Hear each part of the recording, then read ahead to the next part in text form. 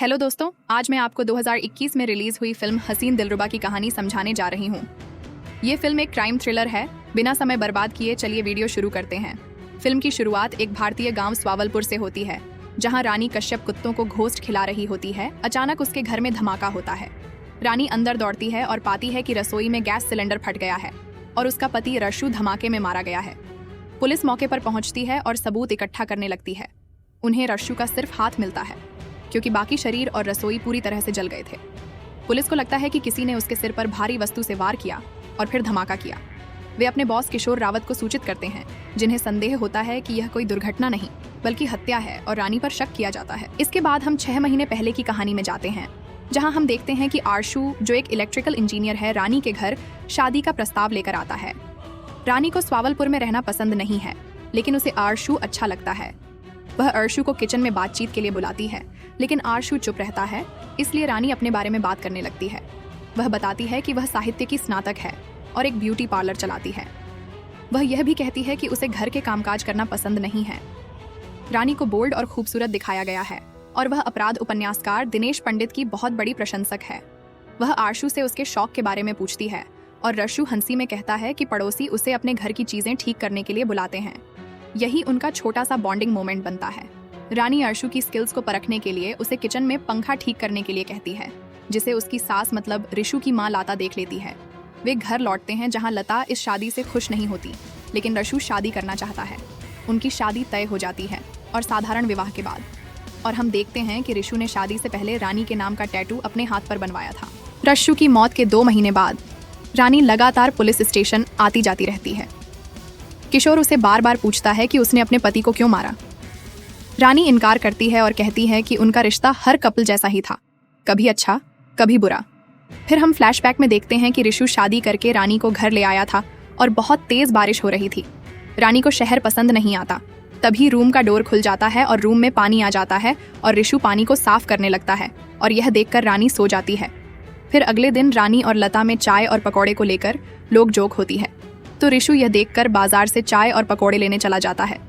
फिर रात में रानी यीशु से पूछती है कि मुझे पहले किसी लड़की को देखने गए थे, तो ऋषु बताता है, हाँ, मीरा नाम की एक लड़की से मिला था। और ऋषु उसकी तारीफ करने लगता है और रानी को गुस्सा आ जाता है और वह उसे सुनने लगती है। आरशु डर के मारे बाथरूम में छुप जाता है। दिन बीतते जाते हैं और दोनों अपने रिश्ते को सुधारने की कोशिश करते हैं। एक रात वे करीब आते हैं, लेकिन रानी संतुष्ट नहीं होती और अपने परिवार से शिकायत करती है, क्यों मेरी अरेंज मैरिज कराई। और ऋषु यह सारी बातें सुन लेता है और ऋषु का मूड पूरी तरह से बदल जाता है, उससे दूर हो जाता है। उसके ऑफिस की छुट्टियां चल रही थीं, फिर भी वह ऑफिस जाता है और वह रानी को इग्नोर करने लगता है। एक दिन रानी उससे पूछ लेती है कि हुआ क्या है। आपको फिर से बता देता है कि उसने तुम्हारी सारी बातें सुनी थीं। ऋषु रानी से पूछता है कि तुम्हें कैसा लड़का चाहिए था, तो रानी 7-8 क्वालिटी बताती है, जिस पर ऋषु बोलता है सब क्वालिटी एक में नहीं हो सकती। और वह उसे सॉरी कहता है कि उसे मेरे ऐसा लड़का मिल गया। और ऋषु उसे बताता है कि वह ऑफिस के बाद MBA क्लास लेने जाएगा, तो वह उसका वेट न किया करे। अब ऋषु रानी से न बात किया करता था, न उसके साथ बैठता था, दूर दूर रहता था और खाना तक अलग खाता था। बस लड़ाइयाँ ही होती रहती थी। अगले दिन लता का भतीजा वहाँ आता है, जो टूरिस्ट को रिवर क्राफ्टिंग के लिए ले जाता है। वहीं उसकी मुलाकात रानी से भी होती है। वही रात को लता ऋषु से रानी की शिकायत करती है, तो ऋषु कुछ नहीं कहता, पर नील नोट कर लेता है कि इन दोनों की आपस में नहीं बनती। अगले दिन रानी दिनेश पंडित की नोबेल पढ़ रही होती है, तो वहाँ नील आ जाता है। वह भी दिनेश पंडित की नोबेल पढ़ता है, जिससे रानी इम्प्रेस हो जाती है।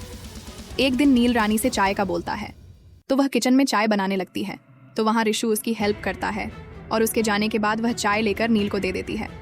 चाय पीने के बाद वह खाने की फरमाइश करता है, तो वह किचन में खाना बनाने लगती है और इसी प्रकार दिन गुजरते जाते हैं और रानी नील से अट्रैक्ट होने लगती है और एक दिन उनमें अफेयर शुरू हो जाता है। एक दिन नील खाने के टाइम मटन खाने की फरमाइश करता है, तो इस पर लता साफ मना कर देती है कि उसकी किचन में मटन नहीं बनेगा। अगले दिन रानी बाजार जाती है और मटन ले जाती है, जिससे लता मना कर देती है और ऋषु रानी के साथ मिलकर दूसरा किचन रेडी करने लगता है। अब हम प्रेजेंट में देखते हैं कि इंस्पेक्टर किशोर को ऐसा लगता है कि रानी ने ही ऋषु का मर्डर किया है। उसने नील के साथ मिलकर ऋषु को किसी वेपन से मारा, नील को वहां से भगा दिया, पर अभी तक इंस्पेक्टर के पास इस बात का कोई सबूत नहीं था। अब इंस्पेक्टर रानी से नील के बारे में पूछता है कि तुम दोनों का रिलेशन कैसा था। अब हम वापस से फ्लैशलाइट में देखते हैं कि रानी नील को बताती है कि वह उसके लिए मटन तैयार कर रही है। फिर नील कहता है कि वह 1 हफ्ते बाद दिल्ली चला जाएगा। फिर रानी कहती है कि मैं घर जाने के लिए वहाँ आऊँगी, फिर वहाँ से तुम्हारे पास आ जाऊँगी। नील कहता है कि तुम ऋषु को क्या बताओगी? तो रानी कहती है कि मैं उसको सब सच बता दूंगी। अब रानी रात में मटन तैयार करती है तो उसे पता चलता है कि नील अपना सारा सामान पैक करके वहाँ से चला गया है। रानी समझ जाती है कि नील ने बस उसके साथ धोखा किया है। रात में ऋषु रानी से सब सही करने की बात करता है, क्योंकि उसे लग रहा होता है कि रानी यह सब कुछ उसके लिए कर रही है। रानी उसे सब बता देती है अपने और नील के अफेयर के बारे में, और ऋषु कुछ भी नहीं बोलता और बहुत अब से खामोश हो जाता है। अब प्रेजेंट में किशोर रानी से कहता है कि मुझे पता है तुमने और तुम्हारे लवर ने मिलकर ऋषु का मर्डर किया है, क्योंकि उसके सर पर किसी भारी चीज़ से करने का निशान है। बस मुझे एक बार मर्डर वेपन मिल जाए तो मैं तुम्हें और तुम्हारे लवर को हवलदार में बंद करके ही सुकून की सांस लूंगा। अब हम देखते हैं कि ऋषु दिल्ली के लिए निकलता है नील के पास। वहाँ ऋषु नील पर स्कूल ड्राइवर से अटैक करता है, पर नील मस्कुलर था तो वह शिशु की धुलाई कर देता है। जब ऋषु रात में घर पहुंचता है तो रानी उससे माफ़ी मांगती है और कहती है कि गलती हो गई है उसे, जिस पर ऋषु गुस्सा होने लगता है और वह उसे कहता है कि तुम यहाँ से चली जाओ वरना मैं तुम्हें जान से मार दूंगा। फिर अगले दिन ऋषु के पेरेंट्स अपने किसी रिलेटिव के घर जा रहे होते हैं और रानी अपना सामान पैक करके वहाँ से जा रही होती है और रिक्शा ढूंढ रही होती है। तभी हम देखते हैं कि नील के दोस्त बाहर उसे तंग करने लगते हैं, क्योंकि नील ने उन्हें सब बताया हुआ था। और तभी ऋषु बाहर आ जाता है और रानी को अंदर वेट करने के लिए कहता है और खुद रिक्शा रोकने लगता है। फिर रानी को एहसास होता है कि वह गलती करने जा रही थी। वह नील के लिए ऋषु को छोड़ने वाली थी, जबकि ऋषु उसकी गलती की वजह से चुपचाप सबकी बातें सुन रहा था। तो रानी मना कर देती है और अपना सामान लेकर अंदर आती है। हम देखते हैं कि ऋषु पहले ऐसा नहीं रहा। वह जब भी रानी को देखा है तो वह नील और रानी को इमेजिन करने लगता है। उसके दिल में अब रानी के लिए प्यार नहीं रहा था, तो वह उसे सजा देने लगता है। तो कभी पेपर सीढ़ी पर फेंक देता है जिससे रानी स्लिप हो जाती है, तो कभी चुरा ऑन कर देता है जिससे रानी का हाथ जल जाता है, और ऐसा ही चलता रहता है। और एक दिन रानी छत पर चढ़ जाती है और वह ऋषु से कहती है कि तुम्हें मुझसे नफरत है तो मुझे धक्का देकर मार डालो। और ऋषु उसे धक्का देता है पर उसका हाथ पकड़ लेता है और उससे कहता है कि मैंने कहा था चली जाओ, मुझे छोड़कर। तो रानी समझ जाती है कि वह उसे अभी भी प्यार करता है, तो वह उससे माफ़ी मांगती है और रिलेशन फिर से शुरू करने की बोलती है, जिससे ऋषु मान जाता है और उनमें वापस से सब कुछ ठीक होने लगता है। और घर में रानी और लता की भी बनने लगती है और फिर घर में सब पहले की तरह सही हो जाता है। और फिर प्रेजेंट में इंस्पेक्टर किशोर को पड़ोस से पता चलता है कि नील उस दिन उनके घर में आया था और कुछ देर बाद ऋषु भी घर आ गया था। और फिर रानी मार्केट के लिए निकल गई थी, लेकिन उन्हें वहाँ कोई पक्का सबूत नहीं मिलता। फिर किशोर को कॉल आती है कि उन्हें एक वीडियो मिली है उसे दिन की, जिसमें नील ब्लास्ट के बाद वहाँ से भागा था। फिर अगले दिन इंस्पेक्टर रानी पर लाइट डिटेक्टर यूज़ करने के लिए उसको बुलाता है। तब रानी वॉशरूम जाने का कहती है और वहाँ पर वह अपनी चप्पल की कील ऊपर करके पहन लेती है, जिससे दर्द की वजह से उसकी हार्ट बीट पहले से ही तेज हो जाती है। फिर टेक्नीशियन उसे सवाल पूछता है कि आखिर उसे दिन हुआ क्या था। फिर रानी बताती है कि ऋषु के पेरेंट्स उस दिन किसी रिलेटिव के यहाँ शादी के लिए दूसरे शहर में गए हुए थे और उस दिन ऋषु ने अपने ऑफिस के दोस्तों को घर पर दावत दी थी और वह ऋषु को मार्केट से सामान लेने की भेजती है और ऋषु सामान लेकर आ जाता है और घर में वह रानी और नील को देख लेता है। रानी कहती है कि यह कुछ बात करने आया है, तो ऋषु कहता है कि तुम बाहर जाओ, मुझे इससे कुछ बात करनी है। तो रानी मार्केट चली जाती है और वहाँ उसकी कसाई से बहस हो जाती है, तो वह मटन दूसरी शॉप से कटवाती है और वह वापस आती है और वह वोटिया कुत्तों को खिलाने लगती है। और तभी घर में ब्लास्ट होता है और वह जाकर देखते हैं कि ऋषु मर गया था। और फिर टेक्नीशियन किशोर को बताता है कि रानी की हार्ट बीट नॉर्मल सवालों में भी तेज थी, इसलिए कुछ पता नहीं चल पा रहा है। और वह नोट करता है कि रानी लंगड़ा के चल रही है, तो वह उसकी चप्पल उतरवाता है और वह देख लेता है कि दर्द के वजह से रानी की हार्ट बीट तेज चल रही है।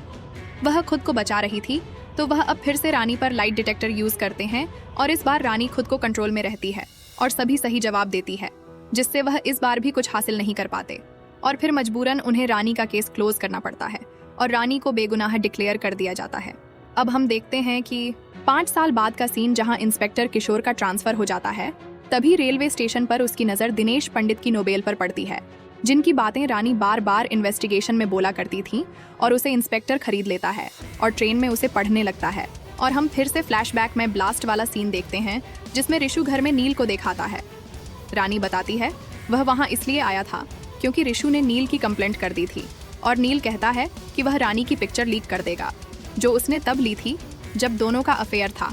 फिर ऋषु गुस्से में उसको मारने लगता है और नील उस पर हावी हो जाता है और उसका गला दबाने लगता है तो रानी किचन से मटन का लेग पीस लाकर नील के सर में मरती है, जिससे वह मारा जाता है। अब वह दोनों उसकी मौत से घबरा जाते हैं और रानी पुलिस को कॉल करने की कहती है, पर रिशु उसको मना कर देता है कि इसकी मौत की वजह से मैं तुमको जेल नहीं जाने दे सकता। अब हमारे बीच सब कुछ सही हो चुका है तो मैं अब तुमको मुझसे दूर नहीं कर सकता। फिर रिशु उससे कहता है कि मैं दिनेश पंडित का एक ही नोबल पढ़ा है, कसौली का कहर अब हमें उसी तरह करना होगा। रानी उसे मना करने लगती है, पर उनके पास और कोई ऑप्शन नहीं था। अब रिशु नील का एक हाथ काट देता है और अपना भी वही हाथ काट देता है। रानी सारा खून और एविडेंस मिटाने लगती है। रिशु नील का जैकेट पहन लेता है और रानी पूरे किचन में केरोसिन छिड़क देती है और नील की बॉडी पर भी, ताकि सारा बॉडी जल जाए।